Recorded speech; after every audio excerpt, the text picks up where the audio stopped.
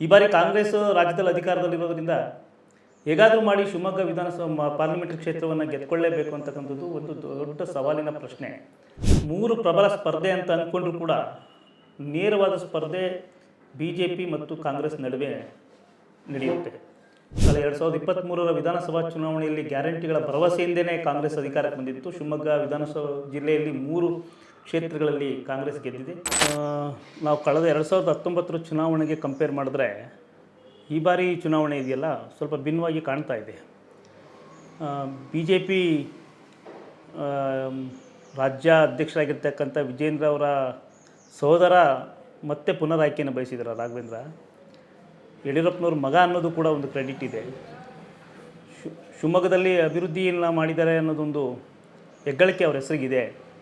ಇದರ ಆಚೆ ಈ ಚುನಾವಣೆ 2009ರಿಂದ ಸುಮಾರು 14 ವರ್ಷಗಳ ಈ ಇತಿಹಾಸವನ್ನು ನೋಡಿದಾಗ ಇದು ಬಂಗಾರಪ್ಪ ಮತ್ತು ಯಡಿಯೂರಪ್ಪನವರ ಕುಟುಂಬದ ನಡುವಿನ ರಾಜಕೀಯ ಒಯ್ದಾಟ ಅಂತಕ್ಕಂಥದ್ದನ್ನು ಸ್ಪಷ್ಟವಾಗಿ ಕಾಣ್ತಾ ಇದೆ. ಈ ಬಾರಿ ಕಾಂಗ್ರೆಸ್ ರಾಜ್ಯದಲ್ಲಿ ಅಧಿಕಾರದಲ್ಲಿರೋದ್ರಿಂದ ಹೇಗಾದರೂ ಮಾಡಿ ಶಿವಮೊಗ್ಗ ವಿಧಾನಸಭಾ ಪಾರ್ಲಿಮೆಂಟರಿ ಕ್ಷೇತ್ರವನ್ನು ಗೆದ್ಕೊಳ್ಳೇಬೇಕು ಅಂತಕ್ಕಂಥದ್ದು ಒಂದು ದೊಡ್ಡ ಸವಾಲಿನ ಪ್ರಶ್ನೆ. ಬಂಗಾರಪ್ಪನವರ ಮಗ ಮಧು ಬಂಗಾರಪ್ಪ ಕಾಂಗ್ರೆಸ್ನಿಂದ ಸೊರಬ ಕ್ಷೇತ್ರದಿಂದ ಆಯ್ಕೆ ಆಗಿದ್ದಂಥವರೇ ಜಿಲ್ಲಾ ಉಸ್ತುವಾರಿ ಸಚಿವರಾಗಿದ್ದಾರೆ.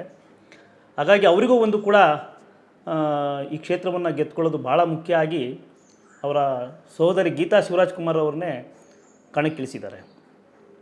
2014ರಲ್ಲಿ ಇದೇ ಗೀತಾ ಶಿವರಾಜ್ಕುಮಾರ್ ಅವರು JDSಯಿಂದ ಸ್ಪರ್ಧೆ ಮಾಡಿದರು. ಆವಾಗ ಕಾಂಗ್ರೆಸ್ಸು ಕೂಡ ಸ್ಪರ್ಧೆ ಮಾಡಿತ್ತು. ಯಡಿಯೂರಪ್ಪನವರು ಅವತ್ತು ಸುಮಾರು 3,36,000 ವೋಟ್ಗಳಿಂದ ಗೆದ್ದಿದ್ದರು. ಯಡಿಯೂರಪ್ಪನವರು ಆಗ್ತಾನೆ ತುಂಬ ಮುಖ್ಯಮಂತ್ರಿ ಸ್ಥಾನದಿಂದ ಇಳಿದಿದ್ದರು. ಆ ಕಾರಣಕ್ಕೋಸ್ಕರ ಅವರಿಗೆ ಅಷ್ಟು ದೊಡ್ಡ ಮಟ್ಟದ ಲೀಡ್ ಸಿಕ್ಕಿತ್ತು. ಅದ ನಂತರದಲ್ಲಿ ಮಧು ಬಂಗಾರಪ್ಪನವರು 2 ಬಾರಿ ಒಂದು 2018ರಲ್ಲಿ ಉಪಚುನಾವಣೆ ಮತ್ತು 2019ರ ಕಳೆದ ಚುನಾವಣೆಯಲ್ಲಿ JDS ಅಭ್ಯರ್ಥಿಯಾಗಿ ಕಣಕ್ಕಿಳಿದಿದ್ದರು. ಆಗ ಕಾಂಗ್ರೆಸ್ JDSನ ಬೆಂಬಲಿಸಿತ್ತು. 2018ರ ಉಪಚುನಾವಣೆಯಲ್ಲಿ ಕೇವಲ 50,000 ಚಿಲ್ಲರೆ ಮತಗಳ ಅಂತರದಲ್ಲಿ ಮಧು ಬಂಗಾರಪ್ಪನವರು ಸೋಲನ್ನು ಅನುಭವಿಸಿದರು ರಾಘವೇಂದ್ರ ಅವರ ವಿರುದ್ಧ. ಈಗ ಮತ್ತೊಮ್ಮೆ ಗೀತಾ ಶಿವರಾಜ್ಕುಮಾರ್ ಈ ಬಾರಿ ಕಾಂಗ್ರೆಸ್ ಅಭ್ಯರ್ಥಿಯಾಗಿ ರಾಘವೇಂದ್ರ ಅವರ ವಿರುದ್ಧ ಸ್ಪರ್ಧೆ ಮಾಡಿದ್ದಾರೆ. ಇದೊಂದು ಹೈ ವೋಲ್ಟೇಜು ಕಾನ್ಸ್ಟಿಟ್ಯುನ್ಸಿಯಾಗಿ ದಿನ ದಿನ ಬದಲಾವಣೆ ಬಣ್ಣವನ್ನು ಬಳ್ಕೊಳ್ತಾ ಇದೆ ಅಂತೇಳಿ ನನಗನ್ನಿಸುತ್ತೆ. ಇದ್ರ ಮಧ್ಯೆ ಭಾಳ ಮುಖ್ಯವಾಗಿ BJPಯಲ್ಲಾಗಿರ್ತಕ್ಕಂಥ ಬದಲಾವಣೆಯನ್ನು ಕೂಡ ನಾವು ಗಂಭೀರವಾಗಿ ಪರಿಗಣಿಸಬೇಕಾಗುತ್ತೆ. ಅದೇನೆಂದರೆ ಯಡಿಯೂರಪ್ಪನವರ ಸಮಕಾಲೀನರು ಹೆಚ್ಚು ಕಡಿಮೆ ಸಮಕಾಲೀನರೇ ಅಂತೇಳಿ ಯಡಿಯೂರಪ್ಪನವ್ರ ಜೊತೆಗೆ ಪಾರ್ಟಿ ಕಟ್ಟೋದು ಓಡಾಡಿದಂಥ ಈಶ್ವರಪ್ಪನವರು ಈ ಸರಿ ಯಡಿಯೂರಪ್ಪನವರ ಕುಟುಂಬ ರಾಜಕಾರಣವನ್ನು ಪ್ರಶ್ನೆ ಮಾಡಿ ಬಂಡಾಯ ಅಭ್ಯರ್ಥಿಯಾಗಿ ನಿಲ್ತೀನಿ ಅಂತೇಳಿ ಘೋಷಣೆ ಮಾಡಿಕೊಂಡು ಪ್ರಚಾರಕ್ಕೆ ಹೊರಟುಬಿಟ್ಟಿದ್ದಾರೆ. ಯಡಿಯೂರಪ್ಪನವ್ರದ್ದು ಇದೊಂದು ಅನಿರೀಕ್ಷಿತ ಬಂಡಾಯ BJPಗೆ. ಅಂದರೆ ಯಡಿಯೂರಪ್ಪನವ್ರು ಯಾವ ಕಾರಣಕ್ಕೂ ಈಶ್ವರಪ್ಪನವ್ರದ್ದು ಒಂದು ಅನಿರೀಕ್ಷಿತ ಬಂಡಾಯ ಇದು. ಈಶ್ವರಪ್ಪನವ್ರು ಯಾವುದೇ ಕಾರಣಕ್ಕೂ ಪಕ್ಷದ ತೀರ್ಮಾನದ ವಿರುದ್ಧ ಹೋಗಲಾರರು ಅಂತಕ್ಕಂಥ ಅಂತ ನಿರೀಕ್ಷೆ ಇದ್ದಾಗಲೂ ಕೂಡ ಈಶ್ವರಪ್ಪನವ್ರು ಇಲ್ಲ, ಇದು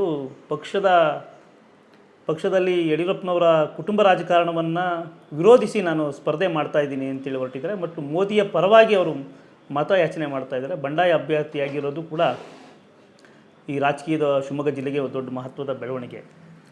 ಇದು ಯಡಿಯೂರಪ್ಪನವರು ಆಗೊಮ್ಮೆ ಸ್ಪರ್ಧೆ ಮಾಡಿದ್ದೇ ಆಗಿದ್ರೆ ಅವ್ರು ಇವತ್ತು ಒಂದು ಸ್ಟೇಟ್ಮೆಂಟ್ ಮಾಡಿದರೆ ಬ್ರಹ್ಮ ಬಂದು ಹೇಳಿದ್ರು ಕೂಡ ನಾನು ಸ್ಪರ್ಧೆಯಿಂದ ಹಿಂದೆ ಸರಿಯಲ್ಲ ಅಂತೇಳಿ. ಅಂದರೆ ಅವ್ರ ಸ್ಪರ್ಧೆ ಖಾತ್ರಿ ಆಯಿತು ಅಂತೇಳಿ ಅಂದ್ಕೊಳ್ತೀವಿ. BJP ಹೈಕಮಾಂಡ್ ಮಧ್ಯಪ್ರವೇಶ ಮಾಡಿ ಅವ್ರನ್ನ ಸಮಾಧಾನ ಮಾಡುತ್ತೋ ಇಲ್ವೋ ಇದುವರೆಗೂ ಖಚಿತವಾಗಿಲ್ಲ.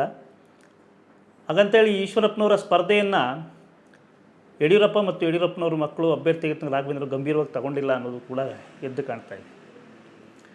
ಹೀಗಾಗಿ 3 ಪ್ರಬಲ ಸ್ಪರ್ಧೆ ಅಂತ ಅಂದ್ಕೊಂಡ್ರೂ ಕೂಡ ನೇರವಾದ ಸ್ಪರ್ಧೆ BJP ಮತ್ತು ಕಾಂಗ್ರೆಸ್ ನಡುವೆ ನಡೆಯುತ್ತೆ. ಇಂಥ ಸಂದರ್ಭದಲ್ಲಿ ರಾಜ್ಯದಲ್ಲಿ ಕಾಂಗ್ರೆಸ್ ಸರ್ಕಾರ ಇದೆ. ಕಾಂಗ್ರೆಸ್ನ ಗ್ಯಾರಂಟಿ ಕಾರ್ಯಕ್ರಮಗಳು ತುಂಬ ಪರಿಣಾಮಕಾರಿಯಾಗಿ ಮತದಾರನ ಮೇಲೆ ಪ್ರಭಾವವನ್ನು ಬೀರಿದ್ದಾವೆ. ಕಳೆದ 2023ರ ವಿಧಾನಸಭಾ ಚುನಾವಣೆಯಲ್ಲಿ ಗ್ಯಾರಂಟಿಗಳ ಭರವಸೆಯಿಂದನೇ ಕಾಂಗ್ರೆಸ್ ಅಧಿಕಾರಕ್ಕೆ ಬಂದಿತ್ತು. ಶಿವಮೊಗ್ಗ ವಿಧಾನಸಭಾ ಜಿಲ್ಲೆಯಲ್ಲಿ 3 ಕ್ಷೇತ್ರಗಳಲ್ಲಿ ಕಾಂಗ್ರೆಸ್ ಗೆದ್ದಿದೆ. ಸೊ JDS ಜೊತೆ BJP ಮೈತ್ರಿ ಆಗಿರೋದ್ರಿಂದ JDSನ ಒಂದು ವಿಧಾನಸಭಾ ಕ್ಷೇತ್ರ ಶಿವಮೊಗ್ಗ ಗ್ರಾಮಾಂತರ ಕ್ಷೇತ್ರ BJP ಜೊತೆಗೆ ಗುರುತಿಸ್ಕೊಂಡಿದೆ. ಇದೆಲ್ಲವನ್ನೂ ಮತ ಪ್ರಮಾಣದ ಕಂಪೇರಿಟಿವ್ ನಾವು ನೋಡಿದಾಗ ಕಳೆದ 2023ರ ವಿಧಾನಸಭಾ ಚುನಾವಣೆಯಲ್ಲಿ ಶಿವಮೊಗ್ಗ ಲೋಕಸಭಾ ಕ್ಷೇತ್ರದ ಮತಗಳ ಪ್ರಮಾಣವನ್ನು ನಾವು ಲೆಕ್ಕ ಹಾಕಿದಾಗ, ಅಂದರೆ ಬೈಂದೂರು ವಿಧಾನಸಭಾ ಕ್ಷೇತ್ರ ಸೇರಿಕೊಂಡಂತೆ 8 ವಿಧಾನಸಭಾ ಕ್ಷೇತ್ರಗಳಲ್ಲಿ ಲೆಕ್ಕ ಒಟ್ಟು BJPಗೆ 5,83,000 ಮತಗಳು ಬಂದಿದ್ದಾವೆ. ಕಾಂಗ್ರೆಸ್ಸಿಗೆ ಸುಮಾರು 5,30,000 ಮತಗಳು, ಅಂದರೆ ಒಂದು 50,000 ಡಿಫ್ರೆನ್ಸ್, ಕಾಂಗ್ರೆಸ್ಸಿಗೂ ಬಿ ಜೆ ಪಿಗೂ 50,000 ಡಿಫ್ರೆನ್ಸ್ ಮಾತ್ರ ಅಂತರದಲ್ಲಿದೆ. ಜೊತೆಗೆ ಶಿಕಾರಿಪುರದಲ್ಲಿ ಬಂಡಾಯ ಕಾಂಗ್ರೆಸ್ ಅಭ್ಯರ್ಥಿಯಾಗಿ ಸ್ಪರ್ಧಿಸಿದಂಥ ನಾಗರಾಜ್ ಗೌಡ ತಗೊಂಡಂಥ ಮತಗಳನ್ನು ಕ್ಯಾಲ್ಕುಲೇಟ್ ಮಾಡಿದಾಗ, ಅಥವಾ ಜೆ ಡಿ ಎಸ್ ಅಭ್ಯರ್ಥಿಯಾಗಿ ಸ್ಪರ್ಧೆ ಮಾಡಿ ಆಯನೂರು ಮಂಜುನಾಥ್ ಅವರು ಗಳಿಸಿದಂಥ ಮತಗಳು, ಯಾಕೆಂದರೆ ಆಯನೂರು ಮಂಜುನಾಥ್ ಅವರು ಈಗ ಕಾಂಗ್ರೆಸ್ಸಿಗೆ ಬಂದಿದ್ದಾರೆ, ಆ ಮತಗಳ ಪ್ರಮಾಣವನ್ನು ನಾವು ಲೆಕ್ಕ ಹಾಕ್ಕೊಂಡ್ರೆ ಕಳೆದ ವಿಧಾನಸಭಾ ಚುನಾವಣೆಯ ಮತ ಪ್ರಮಾಣ ಕಾಂಗ್ರೆಸ್ ಮತ್ತು ಬಿ ಜೆ ಪಿ ನಡುವೆ ಹೆಚ್ಚು ಕಡಿಮೆ ಸಮ ಪ್ರಮಾಣದಲ್ಲಿದ್ದಾವೆ.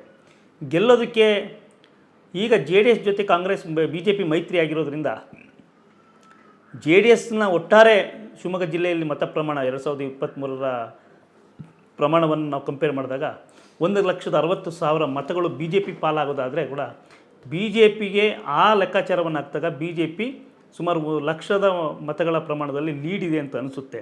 ಆದರೆ ಲೋಕಸಭಾ ಚುನಾವಣೆಯಲ್ಲಿ ಸರ್ಕಾರ ಅಧಿಕಾರದಲ್ಲಿರೋದರಿಂದ, ಕಾಂಗ್ರೆಸ್ ಅಧಿಕಾರದಲ್ಲಿರೋದರಿಂದ ಈ ಮತಗಳು ಯಾವುದೇ ಕ್ಷಣದಲ್ಲಿ ಪಲ್ಲಾಟ ಆಗ್ಬೋದು.